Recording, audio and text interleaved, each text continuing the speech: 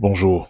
Alors, nous sommes aujourd'hui le jeudi 20 novembre 2025 et je voudrais faire un commentaire appui de l'évangile du jour qui est l'évangile selon saint Luc au chapitre 19 versets 41 à 44. Et dans cet évangile, l'évangile dit, en ces temps-là, lorsque Jésus fut près de Jérusalem, voyant la ville, il pleura sur elle en disant, ah, si toi aussi tu avais reconnu en ce jour ce qui donne la paix. Mais maintenant cela est resté caché à tes yeux. Ce passage nous manifeste la profonde humanité de Jésus. Dieu s'est vraiment fait homme. Le Verbe de Dieu s'est vraiment fait chair et il a habité parmi nous.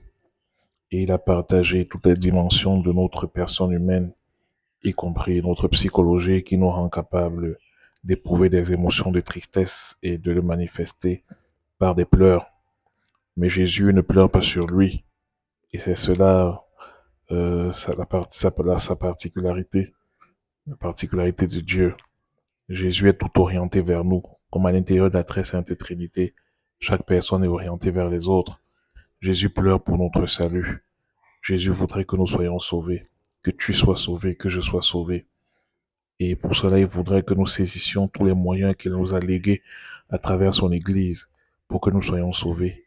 Dieu est notre seul bonheur. Dieu est notre vie. Et c'est ce que Sainte Thérèse d'Avila disait, Dieu seul suffit.